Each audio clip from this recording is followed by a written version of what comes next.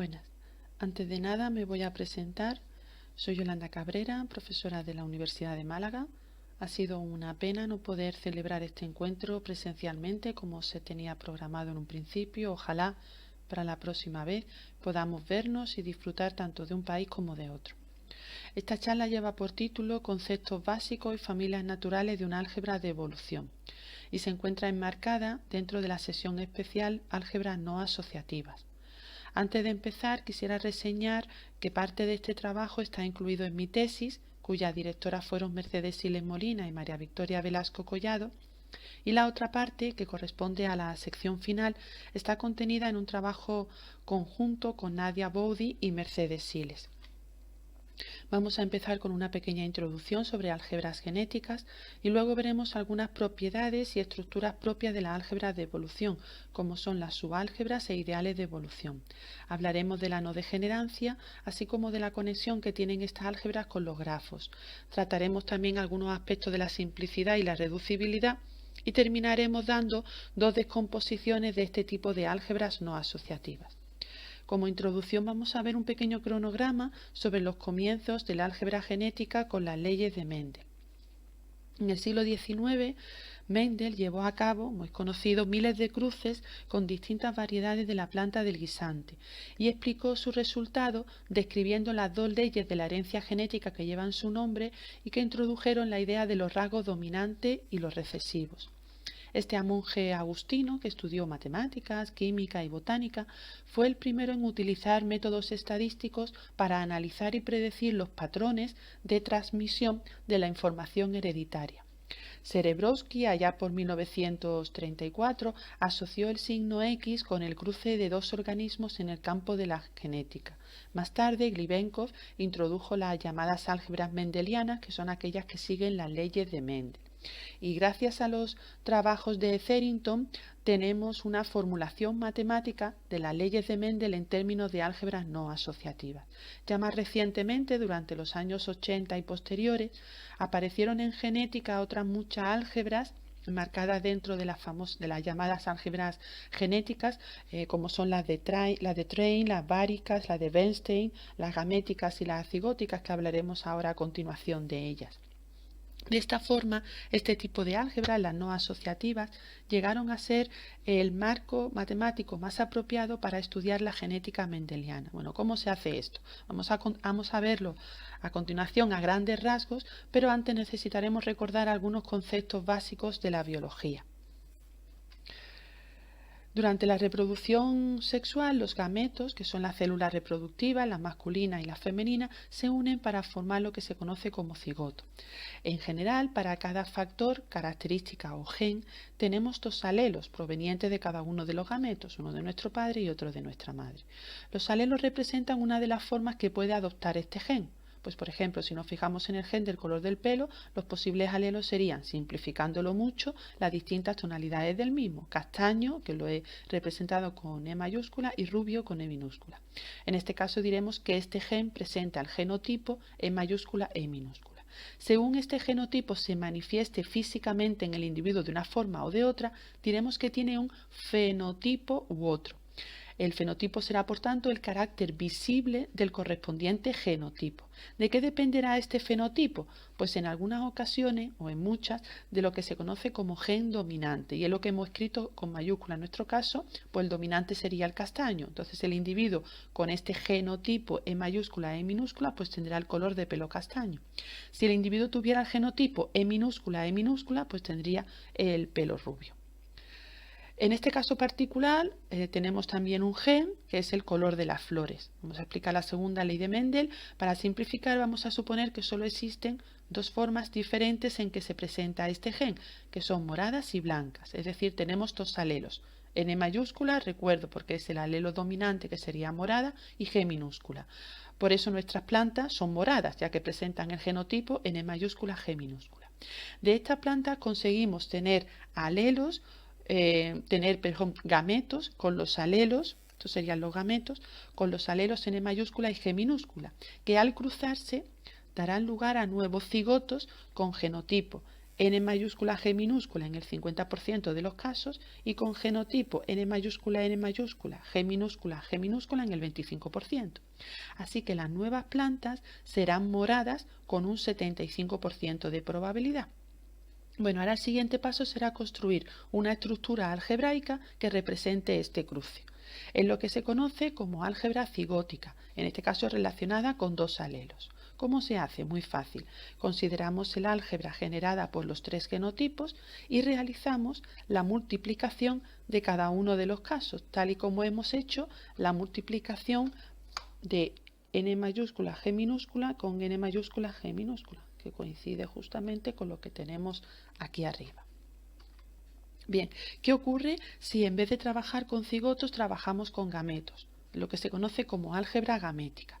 Vamos a suponer de nuevo el caso más sencillo. Tenemos dos alelos, B mayúscula, B minúscula. Claramente, cuando dos gametos tienen el mismo alelo, el cigoto resultante producirá gametos con el mismo alelo, ¿vale? Sin embargo, si un gameto tiene alelo B mayúscula y el otro B minúscula, pues entonces el cigoto resultante producirá gametos con alelo B mayúscula en la mitad de los casos y en la otra mitad producirá gametos con alelo B minúscula. En general, podemos definir una álgebra gamética para un conjunto de gametos de esta forma, ¿vale? Podemos poner como combinación lineal de los gametos. Nótese que estos coeficientes, los gamma sub i, jk, representan una distribución de probabilidad al fijar el i y el j, ya que la suma en k pues me da precisamente 1. En el caso particular de la reproducción asexual, que es aquella que no se produce por fusión de las células sexuales, como en el caso anterior, sino por otros medios, como la fisión o la gemación, la posibilidad de A sub i por A sub j no tiene sentido en biología, y el A sub i cuadrado se interpreta como la autofecundación. Bueno, pues la modelización matemática de este caso es lo que se conoce como álgebra de evolución. Así que este tipo de álgebras fueron algunas de las contribuciones de la genética no mendeliana a las matemáticas. Algunos ejemplos de álgebra no mendeliana sería la codominancia o herencia intermedia, que es el caso del color de las flores en el Don Diego de noche. Aquí, en vez de tener el fenotipo, seguir el alelo dominante, pues lo que hace es crear un nuevo color. De un rojo y un blanco, pues tenemos una flor rosa, ¿vale? Otro ejemplo de este tipo de álgebra son aquellas en las que los factores ambientales influyen en la genética de alguna especie. Pues, por ejemplo, en la reproducción de los cocodrilos, la temperatura del nido determina el sexo de los cocodrilos. Bueno, ahora vamos a definir formalmente lo que entendemos por álgebra de evolución de dimensión arbitraria. Ya generalizamos el concepto. Tenemos una álgebra sobre un cuerpo arbitrario K, tal que existe una base, de manera que al multiplicar dos elementos diferentes da 0. Esta base se llama base natural. Al escribir los cuadrados de los elementos de la base natural de esta forma, los coeficientes omega sub ki se llaman constantes de estructura. Dichos coeficientes pueden escribirse como matriz, conocida como matriz de estructura. Obsérvese que esta multiplicación tiene sentido porque estas matrices pertenecen al anillo de las matrices de columna finita. Bueno, pues probamos que tanto el álgebra gamética que hemos visto anteriormente como el álgebra cigótica pues no admiten una base natural y por tanto no son álgebras de evolución. Bueno, algunas propiedades generales de las álgebras de evolución son que son conmutativas y por tanto flexibles. La suma directa de álgebras de evolución sigue siendo una álgebra de evolución. El cociente bajo un ideal es una álgebra de evolución, pero no son en general ni asociativas, ni de Jordan, ni alternativas. Bueno, lo primero que observamos con respecto a algunas estructuras de la álgebra de evolución es que no toda subálgebra de una álgebra de evolución admite una base natural, ni toda subálgebra con base natural es un ideal, ni todo ideal tiene una base natural. Por ello es necesario definir estos dos conceptos, el de subálgebra de evolución y el de ideal de evolución, como aquella subálgebra o ideal que tiene una base en la que al multiplicar dos elementos distintos pues da producto cero. Obsérvese que no le hemos pedido que esta base natural, tanto de la subálgebra como la del ideal, puedan extenderse a una base de la álgebra. Como vemos en este ejemplo, esto no siempre ocurre. Cuando sí pasa, se dice que la subálgebra de evolución o el ideal tienen la propiedad de extensión. Un ejemplo de su álgebra de evolución es la imagen de un homomorfismo de álgebra, sin embargo, pues el núcleo no cumple que en general sí lo sea. A veces trabajar con grafos ayuda a conocer o a visualizar algunas propiedades del álgebra. Hay diferentes formas de hacer esta conexión entre grafos y álgebras de evolución. En nuestro caso vamos a construir un grafo dirigido asociado a este álgebra de esta forma. Pues dibujamos tanto vértices como elementos tenga la base. Luego, como SU1 aparece en la expresión de SU1 cuadrado, pues dibujaremos una flecha que vaya de SU1 a SU1, en este caso pues un lazo. Como SU1 y SU3 aparecen en la expresión de SU2, pues dibujaremos una flecha que vaya de SU2 a SU1 y de SU2 a SU3. Y lo mismo con SU3, dibujando una flecha que vaya del SU3 al SU2. Nótese que solo tenemos en cuenta si los coeficientes son 0 o no. No consideramos grafos con pesos. Así, la matriz de adyacencia pues estará formada únicamente por ceros y unos. Sin embargo, este tipo de conexiones tienen algunos problemas. Por ejemplo, el grafo asociado depende de la base natural elegida. Y por otro lado, álgebras de evolución isomorfas no implican grafos isomorfos, como muestra este ejemplo. En este caso, pues tenemos la base B', con respecto a la base B el grafo es conexo y con respecto a la base B' no lo es. Esto ocurre porque el álgebra de evolución es degenerada. Esto quiere decir que tiene un elemento de la base cuyo cuadrado es 0. Ahora vamos a estudiar con más detenimiento. Bueno, pues decimos que una álgebra de evolución es no degenerada si existe una base natural en la que los cuadrados de sus elementos son todos distintos de 0. Bueno, existe una caracterización en términos del anulador de A, que son aquellos elementos que anulan a la álgebra, es decir, A es no degenerado si el anulador vale 0. Por tanto, se tiene que la definición no depende de la base.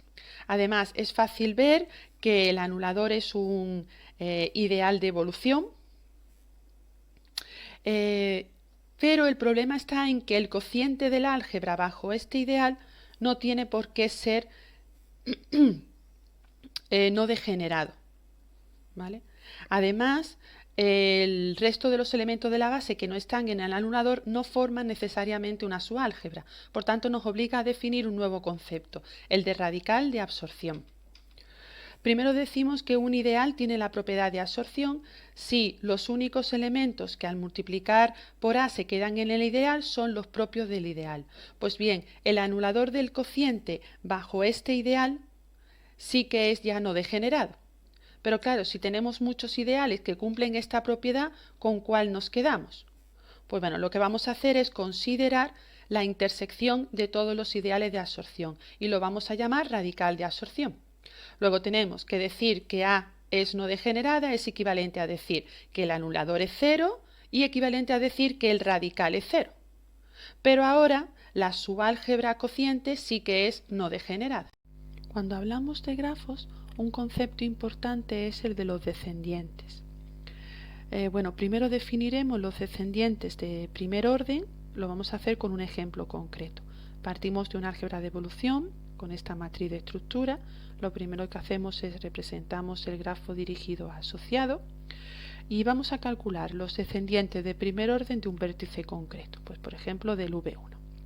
Bueno, primero lo definimos, pues descendientes de primer orden van a ser aquellos índices o aquellos vértices de manera que la constante de estructura correspondiente es distinta de 0 en la expresión del SU1 cuadrado, ¿vale? En nuestro caso, pues serían el 2 y el 4. Fijaros que lo que estamos haciendo es mirando qué vértices están unidos al V1 mediante una flecha. Bueno, pues ahora vuelvo a hacer, para calcular los descendientes de segundo orden, pues vuelvo a hacer el mismo procedimiento, pero le calculo los descendientes de primer orden precisamente al 2 y al 4. ¿Vale? Esto no es más que calcular aquellos vértices que están unidos al vértice 1 por caminos de longitud 2. En nuestro caso, pues tendremos el V2, que fijaros que como tiene un lazo, pues siempre vamos a encontrar caminos de longitud cualesquiera. Y por otro lado, pues tendremos el 5. Luego tendremos que es el conjunto 2 y 5. Bueno, pues ahora, si queremos calcular descendientes de tercer orden, lo vamos a hacer todos, pues tendríamos el 2 por el ciclo y en este caso pues incluiríamos el 4 y también el 6. ¿vale? Bueno, si ahora calculamos lo de cuarto orden, pues ¿qué nos va a salir? Pues nos va a salir lo mismo que de segundo orden. De hecho, todas las pares van a salir iguales, el 2 y el 5. Y en las impares, a partir del 3, pues nos va a salir el 2, el 4 y el 6. ¿Vale? Bueno, pues la unión de todos los descendientes de un orden finito, como ya conocemos todos, pues ya sabemos cuáles son esos conjuntos, pues la unión de todos esos descendientes pues forman el conjunto de los descendientes del vértice. En nuestro caso, pues los descendientes del 1 serían el 2, el 4, el 5 y el 6. Bueno, antes de pasar a hablar de si una álgebra se puede o no escribir como suma directa de subálgebras o de ideales, vamos a ver cuándo una álgebra tiene o no ideales. Bueno, una álgebra se dice simple, esto es una definición conocida, si su cuadrado es distinto de cero y no tiene más ideales propios que el propio cero. Bueno, pues claramente toda álgebra de evolución simple va a ser no degenerada, es decir, que tiene anulador cero. En términos de grafos, esto quiere decir que no tiene fuentes. ¿Qué son las fuentes? Pues son aquellos vértices de los cuales no salen flechas. Bueno, además tenemos la siguiente caracterización para álgebras de dimensión arbitraria. Tenemos que una álgebra de evolución es simple si, solo si existieran ideales generados por los cuadrados de los elementos de la base, entonces tienen que coincidir con A. O si A se puede escribir como el span de los cuadrados de los elementos de la base. Y además, esta condición es importante, los descendientes de cada elemento son todos los vértices. Esta última condición implica que el grafo asociado tiene que ser cíclico. Bueno, en términos de grafos podemos decir algo más sobre una álgebra de evolución simple. Una álgebra de evolución va a ser simple si solo si va a ser perfecta. Esto quiere decir que A es igual a A cuadrado y además el grafo es fuertemente conexo. Fuertemente conexo significa que entre cada par de vértices existe un camino de ida y un camino de vuelta. Bueno, además el resultado anterior nos da un procedimiento para ver si una álgebra es o no simple, fijándonos solamente en la existencia o no de este tipo de ideales, los generados por los cuadrados de los elementos de la base. Obsérvese además que si A es simple, entonces la dimensión del álgebra es al menos numerable.